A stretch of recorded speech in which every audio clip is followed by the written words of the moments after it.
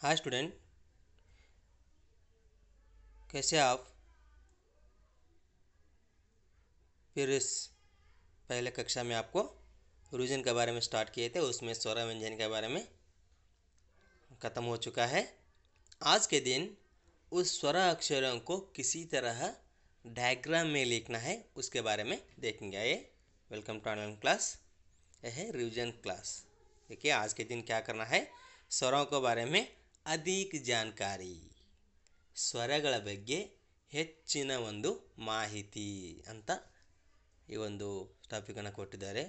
ನಾವು ಯಾವ ರೀತಿ ಬರೀಬೇಕು ಎಂಬುದನ್ನು ನೋಡಿ, ಇಲ್ಲಿ ಡಯಾಗ್ರಾಮನ್ನು ಕೊಟ್ಟಿದ್ದಾರೆ. ಇಲ್ಲಿ ನೀಟಾಗಿ ಸರಿಯಾಗಿ ಬರಿಬೇಕು ಅಂತ ಹೇಳಿ. अ से आह तक के अक्षर लिखना है. Write the letters from A to आहा. या किसी तरह लिखते हैं. ನೋಡಿ, ನಿಮಗೆ ಇಲ್ಲಿ ಕಾಲಮನ್ನು ಕೊಟ್ಟಿದ್ದಾರೆ.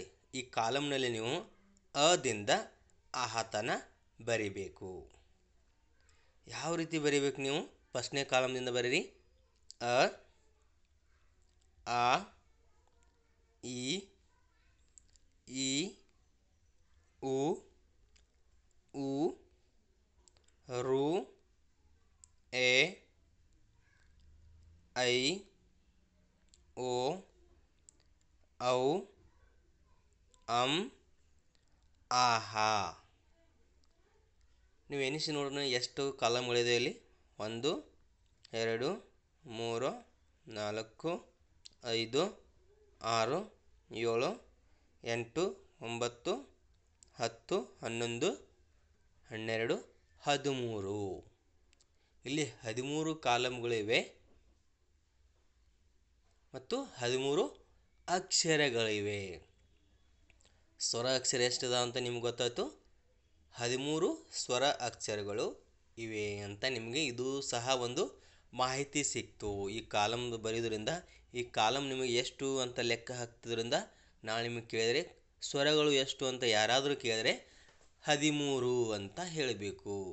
ಆ ಸ್ವರದಲ್ಲಿ ಮತ್ತು ವಿಧಗಳು ಬೇರೆ ಬೇರೆ ಇರ್ತವೆ, ಅದನ್ನು ಬಿಟ್ಟು ಟೋಟಲ್ ಸ್ವರಗಳು ಅಂದಾಗ ನಿಮಗೆ 13 ಅಂತ ಹೇಳಬೇಕು ಹಿಂದಿಯಲ್ಲಿ. ಹೌದಾ? ಈ ಒಂದು ಕಾಲಮ್ನಲ್ಲಿ ಯಾವ ರೀತಿ ಬರೀಬೇಕು ಎಂಬುದನ್ನು ನಾನು ಸಹ ನಿಮಗೆ ಇಲ್ಲಿ ತೋರಿಸ್ತೇನೆ. ಬನ್ನಿ. देखिए यहाँ पर अ से आह तक किसी तरह लिखना है. देखिए यहाँ पर मैंने किसी तरह लिखा हूँ. राइट दो लेटर्स फ्रॉम अ टू आह. पहला वन अ, आ, ई, उ, ऊ, रू, ए, ಐ, ओ, औ, आहा. Okay, very good. इसी तरह इस ब्रैकेट में आप लिखना है. आपको पहला ही इसको बोल चुका हूँ, आप लिखे हैं, आप प्रैक्टिस करें हैं. फिर एक बार आपको रिविजन, फिर एक बार इसी तरह लिखना है. आपको मैंने समझा रहा हूँ. ನೋಡಿ, ನಿಮ್ಗೆ ಆಲ್ರೆಡಿ ನಿಮಗೆ ಗೊತ್ತಿದೆ. ಆಲ್ರೆಡಿ ನೀವು ಬರೆದಿರಿ ಸಹ, ನಿಮ್ಮ ಟೆಕ್ಸ್ಟ್ ಬುಕ್ನಲ್ಲಿ ಬರೆದಿರಿ. ಮತ್ತು ನೀವು ಎಕ್ಸಾಮ್ನಲ್ಲಿಯೂ ಸಹ, ಟೆಸ್ಟ್ನಲ್ಲಿ ಸಹ ನೀವು ಇದನ್ನು ಪ್ರಾಕ್ಟೀಸನ್ನು ಮಾಡಿದ್ದೀರಿ. ನಿಮಗೆ ತುಂಬ ಈಸಿಯಾಗಿದೆ.